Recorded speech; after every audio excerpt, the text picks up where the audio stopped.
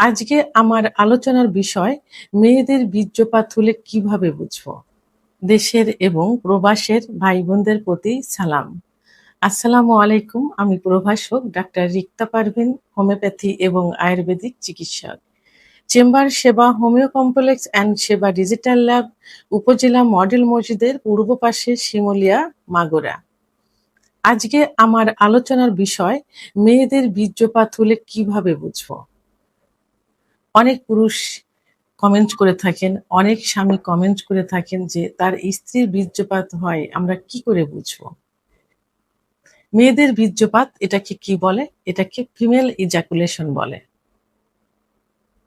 অর্থাৎ এটা মেডিকেলের ভাষায় ফিমেল ইজাকুলেশন। যৌন উত্তেজনার সময় যোনির ভিতরে থাকা যে স্কিন থাকে, সেই স্কিন গ্রন্থি থেকে তরল রস বের হয়ে আসা, এটাই হলো বীর্যপাত।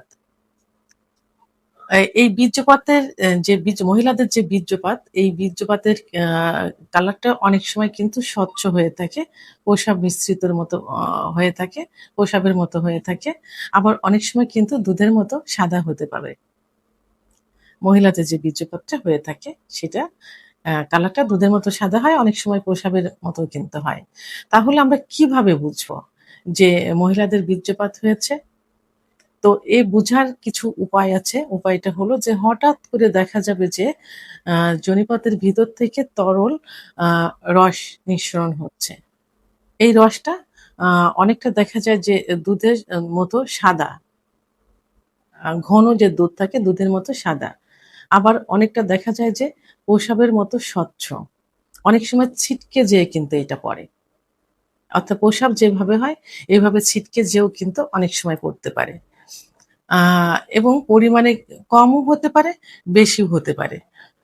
গন্ধ এবং রং এর এর গন্ধ কিন্তু সেভাবে থাকে না। অর্থাৎ প্রসাবের মতো ঝাঁঝালো কোনো গন্ধ থাকে না। এর কালারটা দুধের মতো বা স্বচ্ছ, দুধের মতো হয়, আবার অনেক সময় স্বচ্ছ হয়। আর এর অনুভূতিটা কিরকম হয়? অর্গাজমের সময় বোঝা যায় যে মেয়েদের যখন বীর্যপাত হবে তখন বোঝা যায় যে এরা চরম সুখ অনুভব করছে। অর্থাৎ অর্গাজম অর্থাৎ চরম সুখ অনুভব করে। কেউ দেখা যায় যে বেডে একদম নিস্তেজ হয়ে ক্লান্ত হয়ে পড়ে থাকে। আবার কেউ বিভিন্ন অ ভঙ্গি দেখায়, তার পার্টনার স্বামীকে জড়িয়ে ধরে। অনেক সময় দেখা যায় যে হাতে মুখে কিন্তু কামড় মেরে দেয়। আবার অনেক সময় উচ্চ স্বরে কিন্তু উহার শব্দ কিন্তু করতে থাকে। এগুলো থেকে কনফার্ম হওয়া যায় যে তার ওয়াইফের বীর্যপাত হয়েছে। অর্থাৎ আ এটি কি সবার ক্ষেত্রে হয়? অনেকের কিন্তু প্রশ্ন থাকে যে এটা কি সবার ক্ষেত্রে হয়ে থাকে? আসলে এটি সবার ক্ষেত্রে হয় না। শতকরা দেখা যায় যে ১০ থেকে ১৫ জনের মধ্যে এটি হয়ে থাকে। কারণ মহিলাদের সেক্স কিন্তু লুকায়িত থাকে। তাদের সেক্স উত্তেজনা ওঠাতে সময় লাগে। কোনো মেয়েদের দেখা যায় যে ১০ থেকে ১৫ মিনিট সময় লাগে, কোনো মেয়েদের ৩০ থেকে ৩৫ মিনিটও সময় লেগে থাকে। তো অনেক স্বামীর পক্ষেই কিন্তু এই সেক্স উত্তেজনা উঠানো বা অর্গাজম বা বীর্যপাত ঘটানো কিন্তু সম্ভব হয় না। কারণ অধিকাংশ পুরুষেরই কিন্তু আম অল্প সময়ের মধ্যে বীর্যপাত হয়ে যায়। তাদের যখন বীর্যপাত হয়ে যায় ঠিক সেই মুহূর্তে দেখা যায় যে তার স্ত্রীর শুরু হচ্ছে, মানে তার ভিতরে অর্গাজম আসছে। কিন্তু এর ভিতরেই তার স্বামীর বীর্যপাত হয়ে যায়। এই ক্ষেত্রে দেখা যায় যে সব মহিলাদের বীর্যপাত হয় না। মেডিকেল ভাষায় এটা ক্ষতিকর কিনা? না, এটা মেডিকেলের ভাষায় এই বীর্যপাতটা কখনোই ক্ষতিকর না। কারণ এটার গন্ধ আলাদা, রং আ এর গন্ধ থাকে না, আলাদা কোনো রং থাকে না। সেহেতু এটা ক্ষতিকর না। ক্ষতিকর তখনই হবে যদি তার মানে আলাদা একটা গন্ধ হয়, মানে আষ্টে মাছের যে একটা গন্ধ থাকে এরকম একটা গন্ধ যদি হয়ে থাকে, এবং যদি সহবাসের সময় ভিতরে বীর্যপাত হওয়ার পরে যদি জ্বালাপোড়া করে, ব্যথা অনুভব করে, এবং যদি সেখান থেকে রক্তের মতো কিছু লালচে বের হয়, তখনই এটা ক্ষতিকর হয়ে থাকে।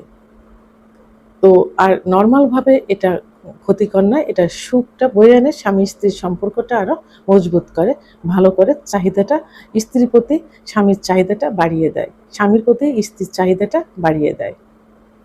ইসলামিক এবং সামাজিক দৃষ্টিকোণ থেকে কি বলা হয়েছে?